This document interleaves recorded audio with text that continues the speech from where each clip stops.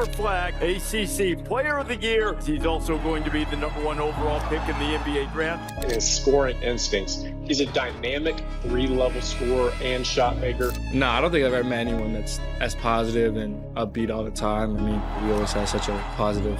I said, I'm not saying he is Steph Curry, but he reminds me so much of how Steph Curry plays.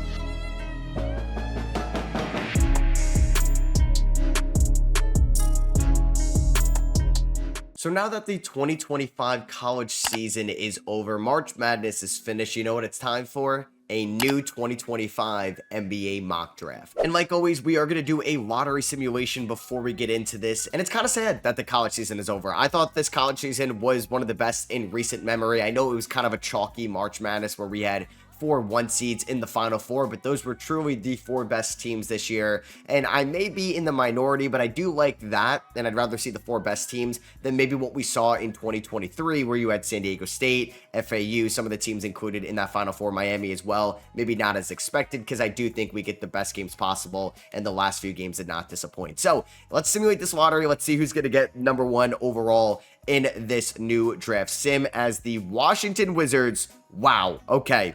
This is kind of crazy. The Miami Heat have jumped up to the #1 overall pick in this mock draft. The Wizards are at #2. Spurs move up 6 spots to #3. Kind of a shocker, but the Pelicans just stay at 4. They don't move anywhere. Utah moves down 3 spots. Charlotte moves down 3 spots. OKC, Brooklyn, and Toronto all move down 2 spots, and that means OKC gets Philly's pick. And I like to do these lotteries just because this is what's going to happen in May. We're not going to have the exact order of the standings be the exact order of the draft on the night of the 2025 draft. So let's start this mock. So this would be something else, right? The Miami Heat, after trading away Jimmy Butler at the deadline, they don't make it out of the play-in tournament, and then they would get the #1 overall pick to add to Bam Adebayo, Tyler Hero, and some of the other pieces on their team. Now, I don't think they would move the #1 overall pick because I don't know if there's a player out there that would hit the market that is worth giving up the 4 years of Cooper Flagg on a rookie contract and what he could be long-term for you. So I think you're building Bam, Hero, and Cooper Flagg together down there in South Beach, and it's a no-brainer. No matter who's picking #1 overall, you take Cooper Flagg. I know Duke choked and it was a little bit of a collapse in that final minute against Houston, but he had such a good season. I know he struggled around the rim a little bit at the tournament, but he also suffered that ankle injury in the beginning of the ACC tournament, so you don't know how he was feeling on the floor, but he's an elite 2-way athlete. He's not staying at Duke. He's going into the NBA draft because this starts his NBA clock. Basically, 3 years into his career, he could sign that rookie max extension as long as he doesn't look like the worst player out there. But yeah, Cooper Flagg is ready for the NBA. He's 18 years old. This drastically would change the Miami Heat's future as well, because I think they're a team that's currently in limbo. They have been playing some better basketball as of late, but I don't think they're even a top 3, 4, 5, 6, 7 team in the Eastern Conference this year or next year, the way this roster is constructed. But now you get a building block that's going to make you better immediately. Cooper Flagg out there with Bam and or Kel'el Ware defensively would be so much fun to watch. This team gets like a true initiating point guard, and they are cooking in the long term, and I think Flagg would complement Bam and Hero and Ware so well. So next up at #2, Washington does not get the #1 overall pick,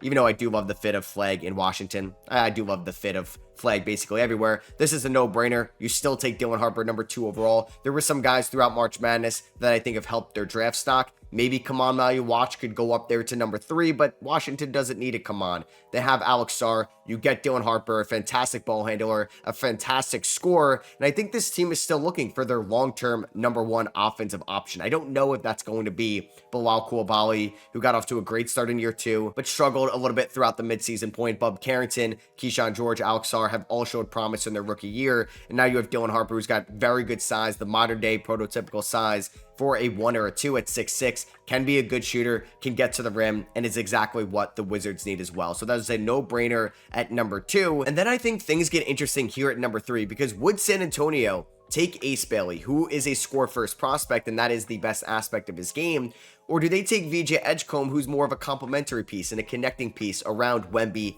Castle, and De'Aaron Fox? And maybe a little bit of a shocker, I think that's what they would go, because Edgecombe is a better defensive prospect than Ace Bailey. I do think Bailey has long-term higher upside as a offensive option, but Edgecombe's a good shooter. Edgecombe is a great athlete. He's a great point of attack defender. He's somebody that can switch onto multiple people on the defensive end of the floor, and I think has less defensive lapses than Ace Bailey does. But if Ace Bailey hits his 100 percentile outcome. He could be a top 10 scorer in the league one day, but I don't think that's what San Antonio needs. I think they need guys that can shoot the three ball and play defense, and that's exactly what Edgecombe can do. Incredible athlete, can get out there in transition, and I think would be a lot of fun to watch on the perimeter with Castle next to Fox and Wemby over there in San Antonio. And at number 4, New Orleans, I think this could be interesting for Kaman Maluach, who did not have a good game against Houston, where he had 0 rebounds in 20 plus minutes in that game. But I do think Yves Missi isn't like 100% the franchise center. He's looked good in his rookie year, but I don't think that would allow you to not take Kaman here at 4 if you really liked him as a prospect. But I think they would go for best player available, and that's Ace Bailey. I'm sure this is also a team that would love to get Dylan Harper, because DeJounte Murray is going to miss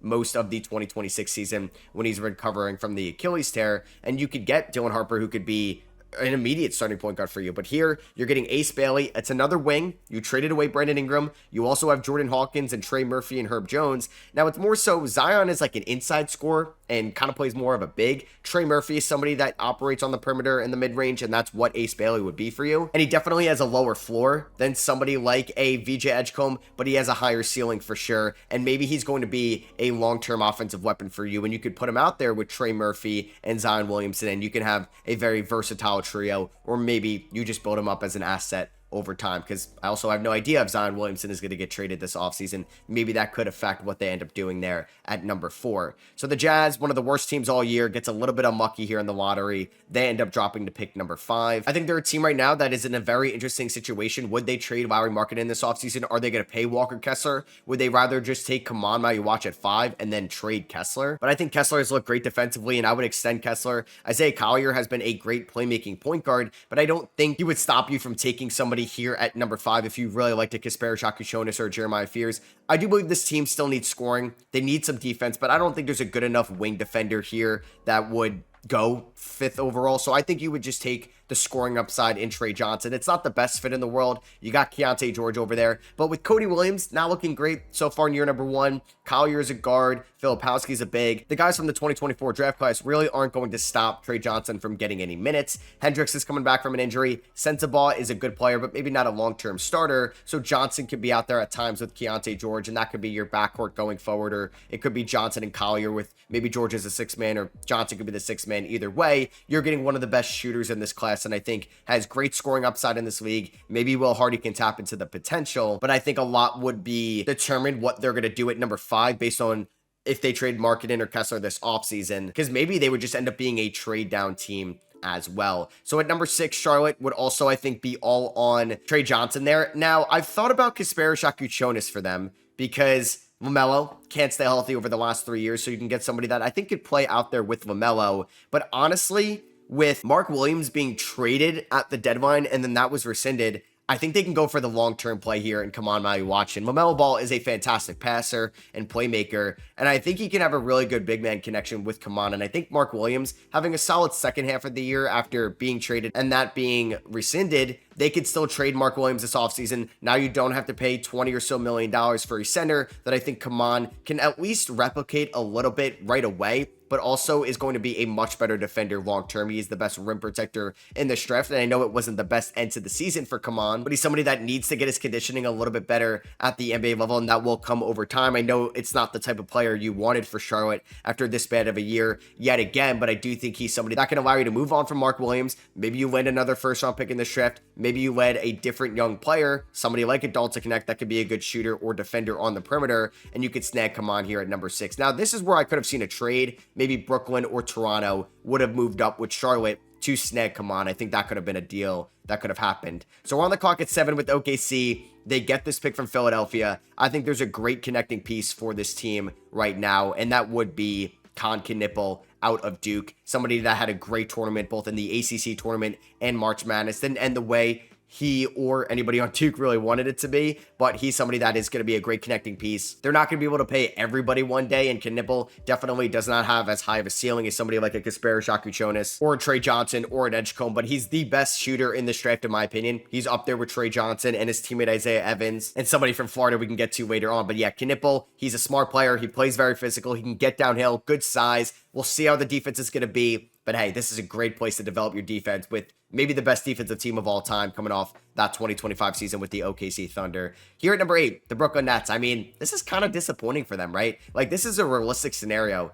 in the 2025 draft lottery. They could fall to pick number 8 after pretty much gutting their roster over the last few years. This was supposed to be a complete tank year or a complete just reset year. You were going to be bad, see what you had in some of your young talent.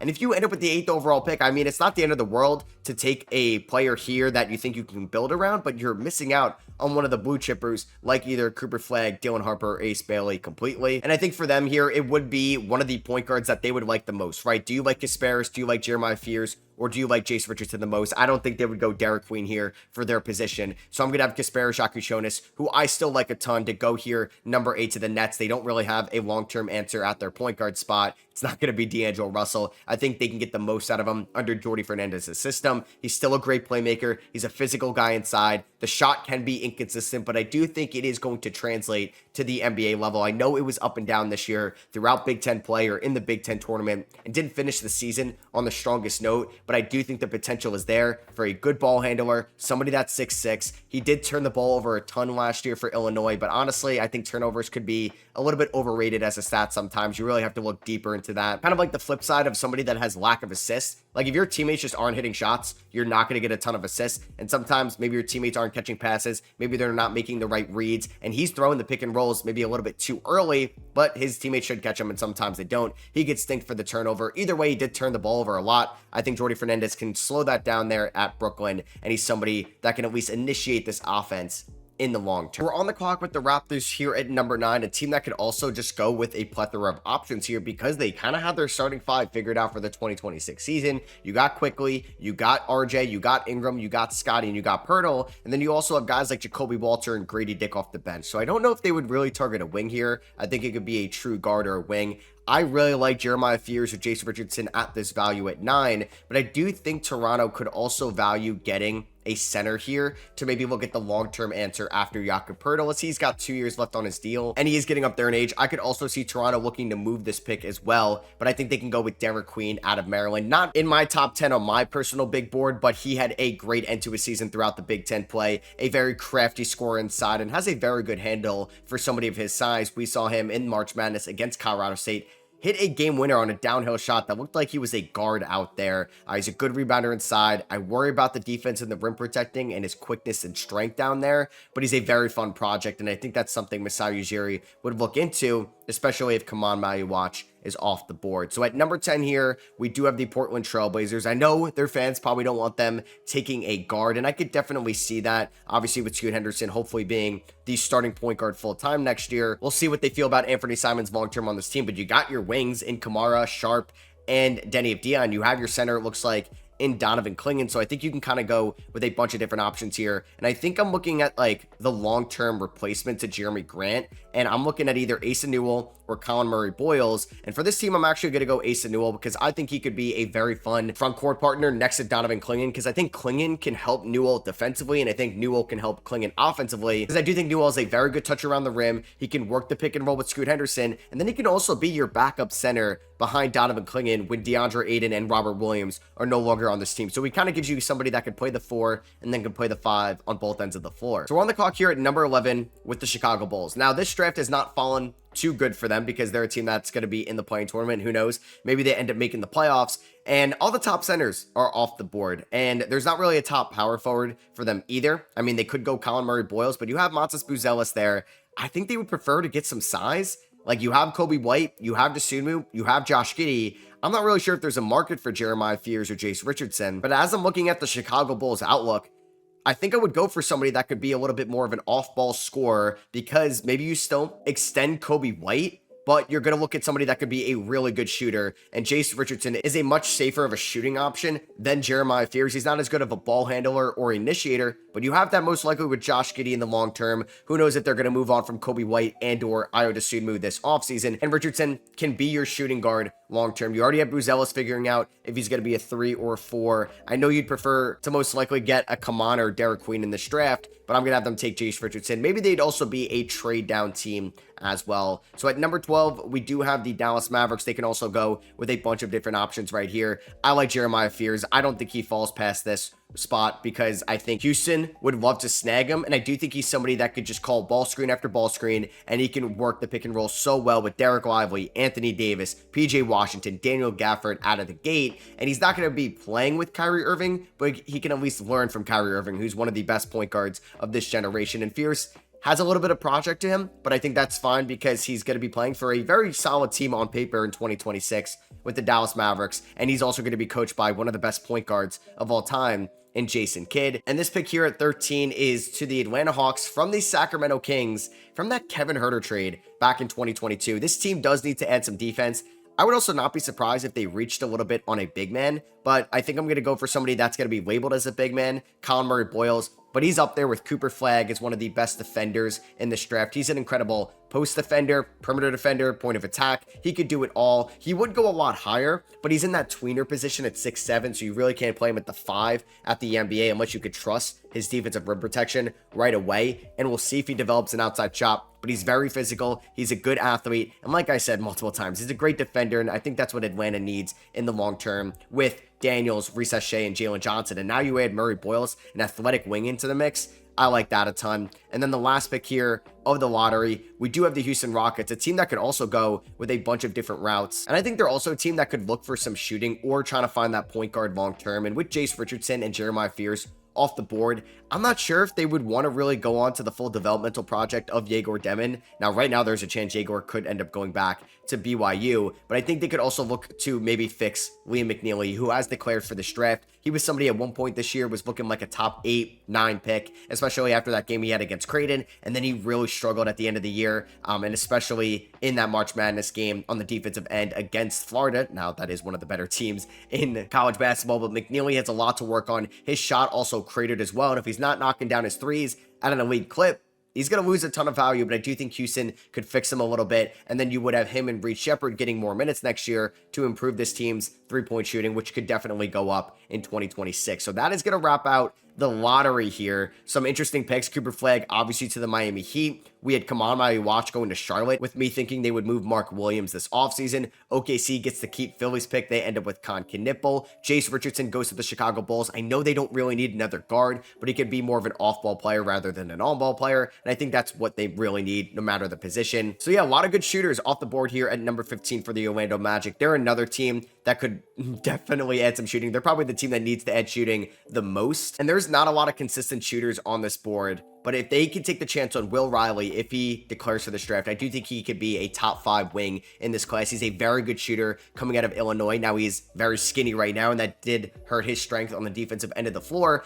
But he's going to be going to one of the best defensive systems and environments in the NBA. He's going to have Jalen Suggs and KCP and Paolo Banchero and Jonathan Isaac playing around him over there in Orlando, and Franz Wagner as well, and that can help him on that end of the floor. I like Will Riley as a prospect right now way more than I like Jed Howard as a prospect coming out of Michigan in the 2023 draft, who at the time I thought they reached on, and Jed Howard really hasn't worked out for them. And even in year number 2, Anthony Black hasn't really taken the steps that they thought he could take as a top 10 pick from that class. So they're going to take Will Riley here at 15. I think they could also look to get a more traditional point guard. Ben Serif's on the board. Nolan Traore's on the board. It's just they have their inconsistency shooting the ball, and I think it's better for this team to move Jalen Suggs back to the 2. You got Franz, Paolo, and then whoever you like at the 5 next year, if it's Goga or Mo Wagner or even Wendell Carter Jr. But I think right now, just the way this board is falling, I'm going Will Riley out of Illinois, which allows me here at 16. San Antonio got VJ Edgecombe there at number 3. I'm going to have them, I like Ben Serif for them here with this pick, him or Yegor Demon.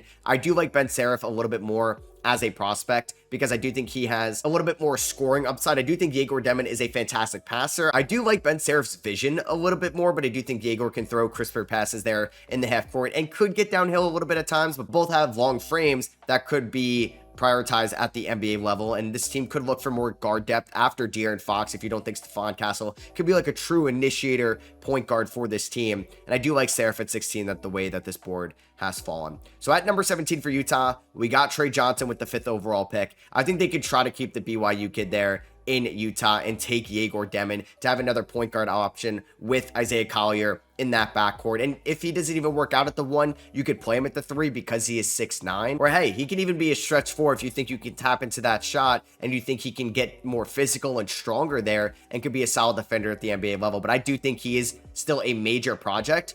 And for where Utah is going, I mean, I think he's got a very high ceiling, a very low floor at the NBA level. He doesn't have to move far. He's going to have a good working relationship with a bunch of guys there still in that Utah area. And if they could prioritize his development, I think he can be a good NBA player in the Utah system. And that's probably one of my favorite fits for Yegor Demon right there at 17 with the Utah Jazz, which is going to be Minnesota's pick. Speaking of Minnesota, we're here at 18. This is via Detroit, but they got this pick back at the end of the 2024 offseason in the Karl-Anthony Towns trade. And there's a couple guys who can go here. I know there's just the hole at point guard with Conley getting older and Dillingham looking more of like a score first guy rather than a facilitator. But this team is going to lose some defense and athleticism this offseason. Nickeil Alexander-Walker, Julius Randle, and Naz Reid are all free agents. Say Julius Randle even leaves and you take probably the 2 players back that everybody wants in Nickeil Alexander-Walker and Naz Reid. You could still use more athleticism and defense. And I think Rasheer Fleming is great value here at 18. And what if they make a major trade? What if they had to trade away Jaden McDaniels? Or what if they had to trade away Dante DiVincenzo and Naz Reid or something like that to go out and get Kevin Durant? You can look to get Rasheer Fleming, who can run the floor, is an incredible athlete. I think you can tap into his defensive potential. And I think him and Anthony Edwards and the energy they would bring on both ends of the floor. I mean, I love watching the Timberwolves. I think they're one of the more entertaining teams to watch in the NBA. They would even be more entertaining with Rasheer Fleming, but I hope he's not like a Rob Dillingham, Terrence Shannon Jr. 2.0, and he has very inconsistent playing time in his rookie season. So we're on the clock here at 19 with the Brooklyn Nets. I think we're still going to go upside for them here, and that is going to be Carter Bryant, who's got good size, a good handle. He's strong right now at 6'8", and you think he can be a 3-and-D wing at the NBA level. Now, I think for Bryant, there is a chance he returns to Arizona. They lost KJ Lewis in the transfer portal. He went to Georgetown, so he would have a much larger role next year as well. But I do think there is some upside for him to go in the first round of the NBA draft, especially to Brooklyn there at 19. And with them getting a ball handler like Kasparis earlier, I don't think they would go Nolan Traore here. So on the clock here at 20, we have OKC, who got Conconnipple at 7. And I'm going to go one of my favorite fits for them. I'm going to have them get Danny Wolf here out of Michigan. Somebody that could space the floor, that could play make, that has a good touch around the rim, that could put the ball on the ground. And you could put him out there with Isaiah Hartenstein and or Chet Holmgren and Jalen Williams, and he could be a versatile big man. We saw Sam Presti like a little bit of that archetype in Brandon Carlson, and Danny Wolf is much better of a prospect than Carlson, and Wolf can space the floor, is not a great defender as a rim protector, but hey, if you're playing out there with Hartenstein or Chet Holmgren, they're going to do that dirty work for you, especially playing with guys like Cason Wallace, Caruso, J-Dub, Kenrich Williams. This is the best defensive team in the NBA, and then you can hide Danny Wolf's defensive issues there. I would just love him in this system, and I think it would work out well. And maybe one day when Hartenstein's a free agent, you can't afford to bring him back. Wolf, you can maybe develop to somebody that you could still have that two-man connection with Chet Holmgren. I do like Sorber, a little bit more of a prospect, but for that OKC system, I do like Danny Wolf. At 21 with the Miami Heat, they got Cooper Flagg earlier, so I'm going to have them get that initiator, Nolan Traore, here at 21. I said before they needed to get a pass-first point guard this offseason. I like Davion Mitchell, but they could definitely look for somebody that has a little bit better court vision, and Mitchell could play a little bit more of that two-guard spot. And now, if everything goes well, Nolan Traore, Tower Hero, Cooper Flagg, Khalil Ware, Bam Adebayo, and having like Jovic and Jaquez and these guys coming off the bench. Probably Larson has shown some flashes this year. I mean, this is a great draft for the Miami Heat because Traore does struggle with his outside shot, but he's got great court vision. He's playing some really good competition. And if Miami thinks they can fix his shot, that's a place where I want to see Nolan Traore. So here are the top 21 picks so far. As we're on the clock with the Pacers at 22, they land a player that I've been mocking to them a ton, Thomas Sorber. Isaiah Jackson injured, restricted free agent at the end of the year. Wiseman's a free agent. Miles Turner's a free agent. They need more big man depth there at the center spot. And Sorber's injury at Georgetown this year could hurt his value a little bit in the draft, and they can get a great value pick here at 22, who I think Thomas Sorber could be the second best rim protector in this draft after Kaman Maluach. And here at 23, the Atlanta Hawks, I'm just going to have that same mindset with Colin Murray-Boyles before. I would have loved Thomas Sorber here, but he's not on the board. I'm going to have them go Noah Essengay a little bit more of a project. I think that's fine, though. I think this team likes that type of archetype that they saw in Risa Shea, and Risa Shea was definitely more NBA ready than Essengay, but Essengay is going to get some great looks playing out there with Trae Young and Dyson Daniels improved playmaking this year, and you can never have enough wings, and that's pretty much what I'm trying to do. Have these really lanky, switchable wings around Trae Young, and it's worked for them at times, and if this team could be healthy next year, I think the Hawks could be a top 5 seed back again there in the Eastern Conference. We're on the clock here at 24 with the Washington Wizards. This pick is from the Memphis Grizzlies from the Marcus Smart salary dump. They got Dylan Harper at number 2. We got a couple second-round picks to go with here. And yeah, this is a 2-round mock draft, so buckle up. We're going to talk about a lot about these prospects. I'm going to have them go Joanne Berenger out of France. I actually like this spot for him because I do think the Wizards' big man depth is a little bit thin right now, and Berenger is definitely a project, and Sarr is your long-term answer at your 5 spot, or maybe at the 4. Either way, you could take Berenger, who could develop either in the G League or with this team going forward, as they don't have any immediate expectations, and I do like the upside for Berenger there, and I don't think I want to add any more wings to this team because you do have, at least on the perimeter, scoring the ball, Bub, Harper, Bilal, AJ Johnson, Keyshawn George, Corey Kispert. Let's grab another big there. So we're on the clock here at 25 with the Orlando Magic. Like I said, I want to get some shooting in this draft, and I think Cam Jones and Will Riley would be home run picks for this team. Cam Jones's three-point shot went a little bit down this year, but if you watched any Marquette games in the Big East, he's drawing the opposing team's top defenders every single night. At times, he can get double-teamed in that Marquette offense, and he's a big-time shot maker. He crashes the glass hard. He gives 110% effort every single night, and he's a guy I'd want on my team. And you get Will Riley and Cam Jones, guys that could step in and contribute for you right away on at least 3 and D part for Cam Jones and more of the 3 part for Will Riley. I'm a big fan of that. At 28 here with the Brooklyn Nets, I think we're still looking at upside for them in this draft, and I want them to get a very good shooting prospect here in Isaiah Evans out of Duke. He's my 6th best wing in this class, and this is more of a mock. When I eventually do my GM mock, he's going to go a lot higher than this, and there's a chance he returns to Duke. We're going to find out very soon if he will, but if he does declare for the NBA draft, I think his shooting ability, off the ball, off movement, it's going to make him a first-round pick, and he was a top high school recruit, too. It's just that Duke team was stacked, so he couldn't really get a ton of playing time. So we got Kasparis, Carter Bryant, and Isaiah Evans for the Brooklyn Nets here. We could try to maybe draft somebody a little bit more with length and size here with their 4th first-round pick. That's how many they got. It looks like Zvonimir and Tomislav Ivicic are returning to college.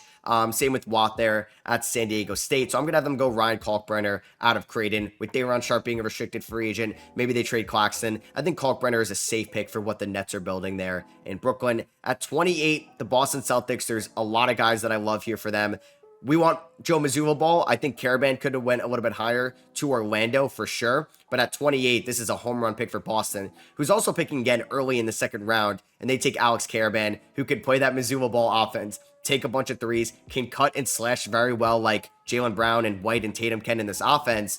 Man, this might be a dream fit for the Boston Celtics in round number 1. For the Suns here at 29, we are going to get some big-time shooting. We're going to get the March Madness standout himself, Walter Clayton Jr. Stephen A. tweeted out that I think he didn't realize that everybody kind of knew about Walter Clayton all year long. 2-year player to Iona with Rick Pitino, comes here to Florida, was one of the best players in the country for one of the best teams and the best conferences. He's talked about all year long, had an incredible March Madness run. Stephen A. compared him to Wade Cunningham, not Cade Cunningham, but Clayton could come in right away, be a big-time shot maker for the Phoenix Suns, can be a good shooter for them, good playmaker too. He knows when to make an extra pass, can make a flashy pass as well. Now, I'm not taking Walter Clayton in the top 20. He's a little bit older of a prospect. He's 6'2". There are some defensive issues, but he can get into passing lanes, and I would take a chance on him at 29 if I were the Phoenix Suns, who I do think have a semi-high 2nd round pick, but I could be wrong. And here at number 30, the last pick of the 1st round, we have the LA Clippers. I want them to also get somebody that can contribute right away. I think they could use a little bit more big man depth. We're going to take Janai Broome, another old college player coming out of Auburn, lost there in the Final Four to Florida, but could space the floor, physical inside, plays a little slow for my liking, but that does feel like at times the LA Clippers offense can operate like that. And I think he could be a nice hybrid backup power forward, backup center for this team behind Derrick Jones Jr. and Ivica Zubac. And that is going to wrap out round number 1 of my post-college basketball, post-March Madness mock draft. We're going to go through the 2nd round a little bit quicker, but I do want to touch on a bunch of these guys here. And at 31 for Boston, I think they could also look at a big man for sure. Like, I don't know the future of some of their big men like Fournette and Porzingis and Al Horford this offseason for a couple different reasons, but I'm going to have them take Nick Clifford, who also had a great end in the Mountain West and was like a low 30s from 3 guy for most of the year. And then at that midway point, was just an elite shooter, was an elite shooter throughout conference tournament play, looked great in March Madness. Him and Caravan stepping in on that Boston offense, I like that a ton. We're on the clock here at 32 with the Minnesota Timberwolves. I really like Tahad Pettiford, who is going to declare for the NBA draft, but he can definitely withdraw. That's something you gotta keep an eye on over these next few weeks. And I think Pettiford could be a good scorer for this team. Maybe a little bit similar to the Rob Dillingham pick of last year, but I think you can develop him as a playmaker and get another guard on that team. At 33 with the Charlotte Hornets, we got Kaman Maluach there at 6, and we also have back-to-back second-round picks here at 33 and 34. I would have liked Yaxel Lendenberg, but he did end up transferring to Michigan, and he could still enter the NBA draft, but we don't really know if that's going to happen. So I'm going to have them take Dink Pate, who's a good defender coming out of the Mexico City G League. Definitely still more of a project player. He was at the G League Ignite last year, but he had to sign like a 2-year deal there, and they disbanded, so he couldn't play college basketball, which is kind of a shame. And then we're going to keep one of the Carolina kids in here, Drake Powell. I think he's a better defensive prospect than Ian Jackson. I think he and Ian Jackson can return to UNC this year, but I think it's cool to get one of the local kids there, a couple hours away. But yeah, you're gonna get Drake Powell to go from Chapel Hill, to Charlotte. At 35 for the Brooklyn Nets, we ended up taking Yaku Jonas, Carter Bryant, Isaiah Evans, and Kalkbrenner, a ton of guys here. I think they could take the chance on Hugo Gonzalez and what he could bring for you defensively. Project player, that's fine. I want to take some of these lottery tickets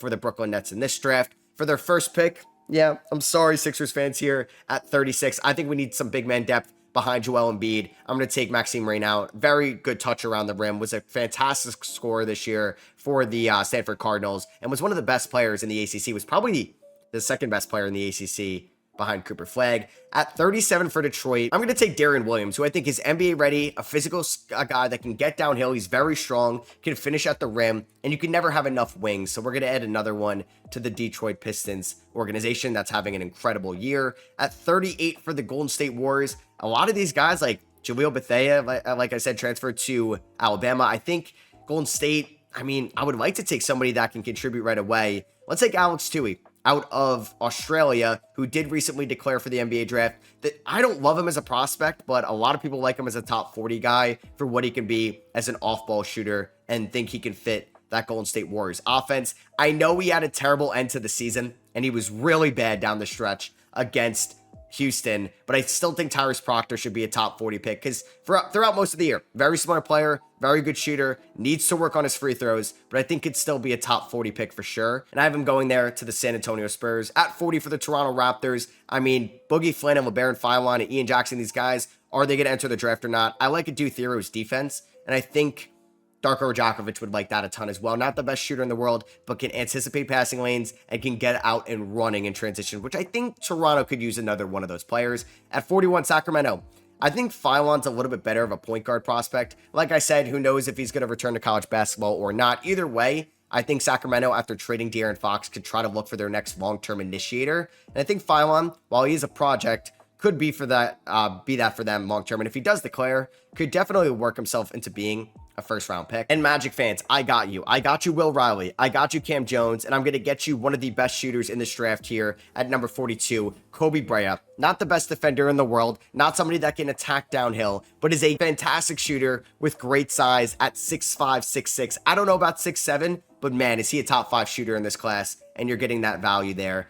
at number 42. So we're on the clock at 43 with the Jazz. We got Trey Johnson and Yegor Demon before. I think we can go with a little bit more size now. Like I said, Lendenberg is transferring. JT Toppin could declare for the draft, but can get a ton of money in the transfer portal. So I'm going to have them go Markovic from Serbia. Another lottery ticket, but somebody that plays hard. Looks kind of like a smart player right now. Good court vision for somebody that's 6'11", and you hope he could space the floor one day. Maybe a similar vibe to Kyle Filipowski. At 44, we have the OKC Thunder, Con Knipple, and Danny Wolf before. I'm going to have them go Ian Jackson out of UNC for him just to be another shooter for you if he does end up declaring for the NBA draft. And here at 45, I do like Boogie Fland to the Washington Wizards. Struggled this year at finishing around the rim, but is a good three-point shooter, and it's good court vision as well. It's just like, I'm wondering if these guys declare where would their value go, or if they're like, we're going to be fringe first-round picks, we're going to make $800K, $1 million on our first contract, I can make $3 million in the transfer portal. And I think Miles Bird here can go to the Bulls at 46. I want to get them another wing. His efficiency did also crater towards the end of the year. And if he does declare for the draft, he could be of value there. At 47 to the Wizards, people like Noah Penda. I'm not as high on him, but if he could be somebody that could space the floor, he's a strong defender right now. And honestly, Washington could use some defensive upgrades. At 48, we're just going to get more size in LA. I'm going to have them go Rocco Sikorsky, who could have been a lottery pick going into the year. Didn't really play a lot this year for Brisbane, but I think could still be a top 50 pick in this draft. Then we're going to get him and Janai Broom over there in LA. But yeah, like Toppin, Freeman, Wendenberg, these guys are not going to be declared for the draft. At 49 in Utah, like Hunter Salas could have been a first round pick this year or last year. Mackenzie Mbako, like these guys' value did drop year over year. I think they can go for a wing. We went with kind of some guards and a big. Let's go Jameer Watkins, a crafty scorer coming out of Florida State, and it wasn't the best environment last year, especially with the head coach getting sued. I like Dalen Swain a ton, but he's transferring to Texas. So we're on the clock here at 50 with the Cleveland Cavaliers. I like Hansen Yang out of China. Pretty skilled touch around the rim, physical guy inside, kind of dominated the Chinese league over the last few years. In Cleveland, they don't really have the best big man depth in the world. So I like them going center there at number 50. At 51 for the Washington Wizards, this could be their 5th pick here. I think we could go probably Michael Ruzic, somebody that could have also been a first round pick going into the year. Definitely more of a lottery ticket guy that you hope can just, like, he's super tall and they can eventually space the floor for you, coming out of Croatia, 6'10". But yeah, like Jackson Lendenberg and JT Toppin, I think could be fringe first round picks. I would have had them gone if I was confident they were going to be in the draft. Indiana kind of like this player type last year with Johnny Furphy. I'm going to have them take Andrej Stojakovic, the son of Peja Stojakovic, coming out of Cal. Ended the season very strong in ACC play and had a good ACC tournament game. And I think the Pacers could take a flyer on him at 52 if you were to declare for the NBA draft. Like Xavier Lee, I like as a prospect, but he's transferring out of Princeton. So he's not here, but this is going to be Chaz Lanier out of Tennessee to the LA Lakers, who I think is somebody that plays very hard. He's a good three-point shooter, good defender, and could be just a point of attack guy for them. So yeah, he's not in this system on this website. So like 53 is going to be Chaz Lanier. I have a feeling I'm going to have to do that for a lot of these guys going forward. So yeah, for some of these final picks, I had to write them in. So like for the Knicks, I have them taking Cedric Coward out of Washington State. Looked good at Eastern Washington over the last 2 years, but then unfortunately got hurt this year. I think he could be good 3-and-D prospect in the second round. I have the Suns taking Eric Dixon, a very skilled scoring forward out of Villanova, but just lacks a little bit of size. The Knicks have to forfeit pick 56. At 57, I have the Memphis Grizzlies getting JoJo Tugler, a guy that plays with incredible hustle. You're currently watching him at Houston play far into March Madness this year. Zion James out of Duke, just the very strong bruiser wing, going to the Magic at 58. Sergio Delaria, maybe this year's Juan Nunez, if you remember him from the 2024 draft cycle, going to the Cavs at 59. Maybe they do lose Ty Jerome in free agency. And then John Chanje from Wisconsin going to the Houston Rockets there at number 60. An incredible scorer this year for Wisconsin. The only thing here that he wasn't in the database, so he would have went early in the second round, Alex Condon. So any Florida fans, you may have commented Alex Condon. Yes, I do agree. He could have went around number 30 to the Clippers. Definitely could have gone 31 to the Celtics or 35 to the Nets or maybe even 36 instead of right now to the Sixers. And yeah, that is going to be my post-March Madness 2025 NBA mock draft. I probably will be doing a GM mock draft. I'm not sure if that's going to come out before the lottery or after the lottery. Probably after the lottery. So the next mock you guys will see will be my post-lottery mock or something like that towards that moment. So we'll finally have an answer. Who is getting Cooper Flagg for the rest of his career? If you guys did enjoy the mock draft, I would appreciate you dropping a thumbs up and hit that subscribe button because I will be dropping my post-March Madness top 30 prospect ranking very soon. So you could be on the lookout for that. Like always, yeah, just thank you all for watching. I love you guys and I'll catch you on the next one. Peace.